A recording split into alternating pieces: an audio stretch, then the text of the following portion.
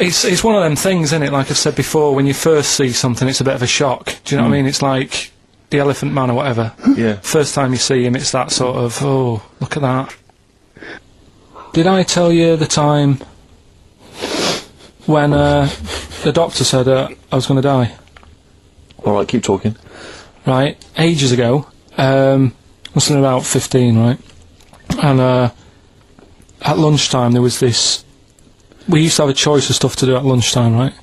We used to have like a burger place that had an arcade machine in it, right? So we used to go there and play on that and have a burger.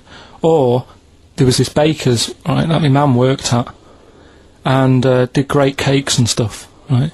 So she used to like bring some home and that, but she couldn't always bring them home every night because, you know, they cost money, and she used to get them for free. And they used to say they'd rather chuck them away than give them to the staff because there's a chance that the cream might be off.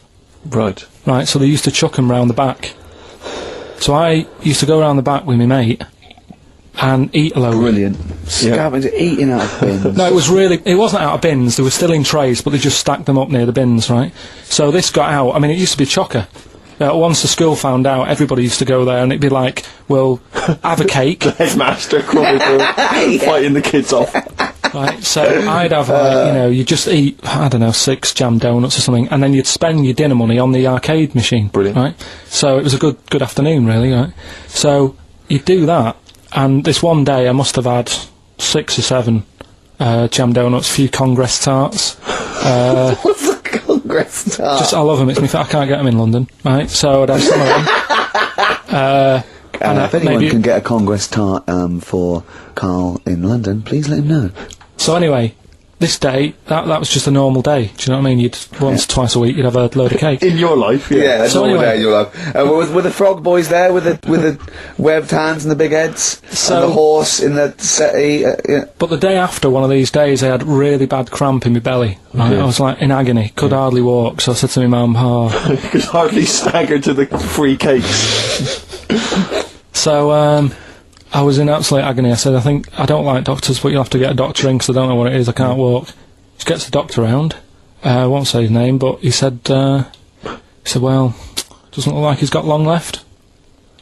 Blimey. So I was a bit like, hang on a minute, I've only had a few cream donuts. Yeah. My mum was panicking. Sure. He went, my dad came in from work, she said, oh, something's really bad with Karl, I think it's serious, you know, the doctor said he ain't got long left. So he said, what, he said that and just left? So he said, yeah. He said, I'll have to call him then. So he called him up, said, what's all this about? You know, Karl hasn't got long left, how long's he got? So he goes, oh, I was only messing. It's just had some bad cream. Can you believe that? Well, the thing is... I like the fact your mum didn't ask any questions. I know. She didn't but go she into doesn't. detail. Can you explain more, Doctor? No, I got a shoe off. But she doesn't. She doesn't like talking. You know, I don't want to diss you or your family, but I imagine if I was there, I'd have known the doctor was joking. Yes. That's all I'm saying. I mean, I sound very arrogant there, but I imagine he went, what's he been doing? I had about 6 cream cones. Oh, right. Oh, wow. He hasn't got long to live then. I'll see you later. Yeah. That's what I think the doctor did. Yeah. I just love the idea your mum just let him go.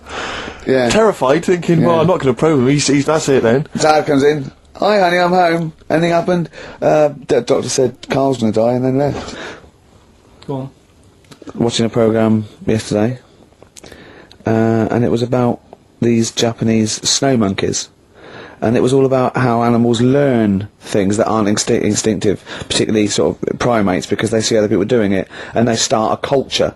And they can pinpoint when one monkey first went down and got in the hot water springs and stayed there because it was hot, and the others copied them, and now it's part of almost a culture, you know, that won't be handed on because it's not instinctive, but has to be learnt each time. And you know, and they groom as normal, like other monkeys, right? But they're really intelligent, and obviously the reason they groom other people, other monkeys, is because they eat the mites. But also the monkeys have learned they like being groomed. Okay, so they showed this one monkey. It went to a deer, okay, and it was grooming this deer to get its mite off it, right? But then it didn't eat it. It held it in its hand. It went over to a monkey, put the mite on itself, to show the monkey it had a mite and got a free grooming.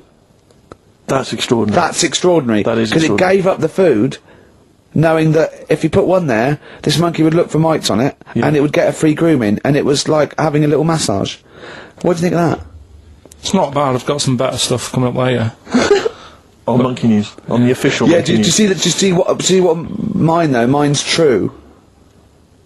I mean, that's an interesting and It extraordinary. actually happened. It's discovery. social behaviour amongst primates. So I saw it. I saw it was, you know. Did it rob a bank, Rick, at any time? It didn't rob a bank, and it didn't open a hairdresser's. No. So that's what you're letting. That's what you're I letting am. yourself It's not quite good enough, is it? My Monkey News. No, I got some. See the difference where I named the species, explained it slightly, told you an interesting fact, as opposed to there's this monkey, right? And Look at him looking it's at you. Yeah, He's not interested, Rick. Can I tell you now? Can I try and describe for people the face that Karl has? I'll tell you what it's like. It's like if you draw some eyes, a nose, and a mouth on a balloon, and then inflate it to about half full. That's what Karl's face looks like. That's what his head looks like. It looks like a face you've drawn on a balloon. Very small, the rest of the head huge. It's just that today I'm a bit tired, right? That's one thing. Why are you a bit tired? I just haven't been sleeping, right? Why not? I don't know. I've got a lot going on in my head.